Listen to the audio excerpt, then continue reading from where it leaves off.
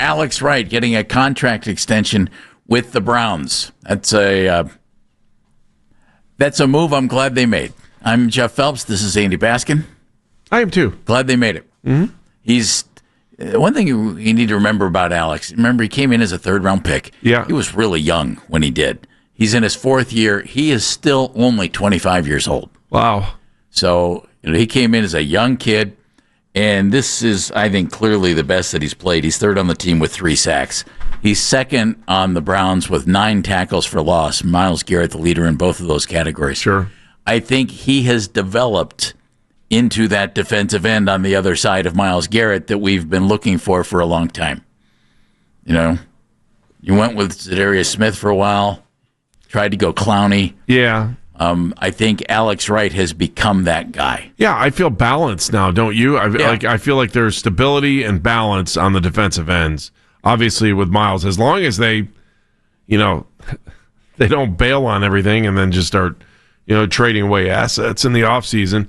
I still wonder if Myles tries to go back and ask for something at the end of the season. Not money, ask to be traded. What? Not money. To be traded? Ask if they showed him the plan. If this was the plan and he re-signed, okay. The money changes everything. But remember, he said, got to find the plan. I don't know if this team's committed to winning. Blah blah blah. You know what I'm saying? So I know what you're saying. Yeah, but I don't expect that. You like the Alex Wright move? Yeah, I like it because you shore up. You lock up. It's a fair deal. I think it's a really fair deal. And he gets, if you don't screw it up, you're set for life money. Yeah. But it just your balance. It's one less thing you have to worry about when you know you've got a draft coming up where you're going to try to fill the holes of need, and we all know there are plenty of them. That is correct. I would love it if they were able to put themselves in a position to get 2 offensive linemen in the first round next year, or offensive lineman, wide receiver. Someone who could have an impact for a long time. I'm not feeling the quarterback thing. Maybe I will. Maybe I will when the playoffs roll around. Maybe I will as we get into these last couple of weeks of the college football season. Can I say, 2 weeks to go. Sorry to say we have a lot of time to talk about that, and it's probably not going to go away. No, but I think when you sign Alex Wright, you're solidifying a spot that didn't need to be tinkered with, and all you had to do was pay cash, and you're good. Well, and how about this? You're solidifying one of the strengths of the team. Myles is under contract. You threw out some things there. Who knows what's going to happen there? You have Malik Collins, who's done a nice job at defensive tackle. I like Malik Collins. Yeah, he's done a nice job. He's only 30 years old. And then you have Mason Graham, which, by the way, remember in the Browns terms, used to be Logan's Run. They would send you to carousel at 30. Now it's okay. You have Mason Graham, who was this year's first-round pick. Do you have any idea what I was talking about? No. You have Mike Hall. You've never seen the movie Logan's Run? You have Mike Hall Jr., who has come back from this injury. Have you ever seen it? Oh, yeah. Oh, okay. Come back from the injury. He's still only 22. So right now you've got 2 guys who are around 30, Myles and Malik, and you have 22-year-old Mike Hall, 22-year-old Mason Graham, 25-year-old Alex Wright. You've got a young Isaiah McGuire, who's done a nice job on the defensive line. And so I think you're building the right way. McGuire's only 24. Aiden Huntington, they seem to like. Aiden's a young guy. He's a rookie. He's only 23 years old. So they're bringing in what I think you need to do, build depth on both lines. But on the defensive line, pass rushers, guys who clog the middle, you're stocking up on young guys who are going to be here long term. I like that, and I like it a lot. More than half of your defensive starters are your guys, right? You look at it, Wright they got in the third round. Mason Graham they just got. Myles Garrett was in 17 they brought him in. Carson Schwessinger's been great. Denzel, Delpit. Diabate. Miles Harden. Yeah, you're even going back into the other guys, too. You had, Diabate was a free agent, college free agent. He's one of their guys. They got him, yeah. Yeah. Hasn't played for anybody else. Right. Yeah, you got to feel good about that. If you're asking yourself at the end of the season, did Andrew Berry do something right? Well, he built your defense. He built the defense. Yeah. And it looks like this year's draft is going to be considered successful. Well, we just had Nick Kostos on the show, and he was glowing. He said something, and folks, I'd love to know what you thought of what he said. This season is a huge success for the Browns. How'd you take that comment? I was shocked when he said it because I haven't really thought of it that way.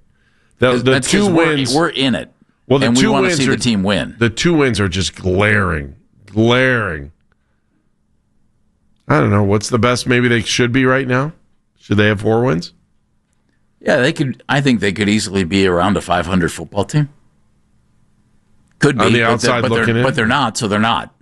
Yeah. They're not. But has this been a rousing success? The defense has been good. I don't know how we can say it's a rousing success when you're not winning. I don't either. That's a hard pill.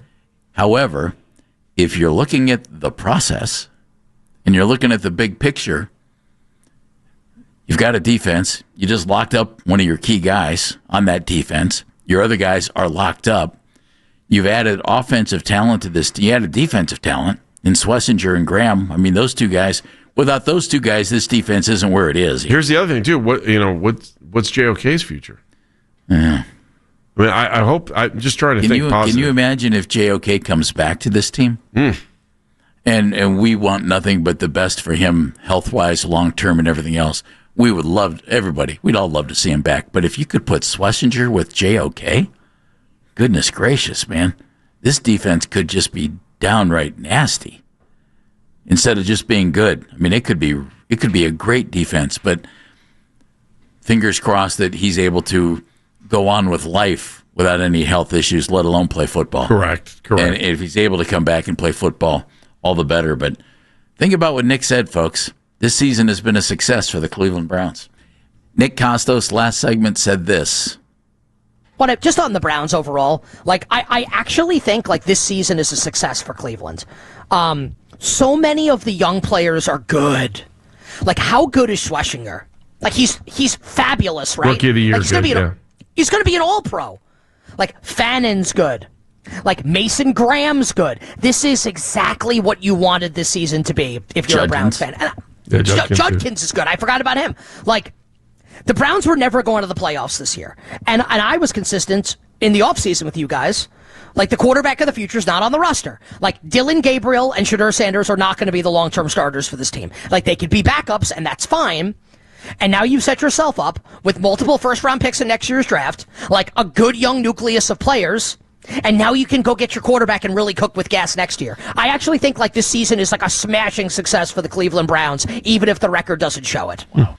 That's a big statement. There was another part of that statement that Browns fans don't want to hear.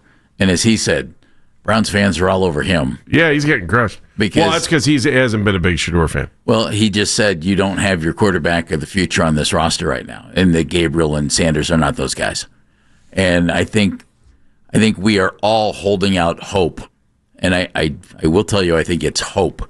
And we're all trying to be optimistic that one of those guys becomes the quarterback of the future. It might be blind faith, might be nothing but orange and brown goggles on. But there's an outsider telling you that this team has been a smashing success and you don't have your quarterback. I can see that if you're developmental, if you're looking developmental.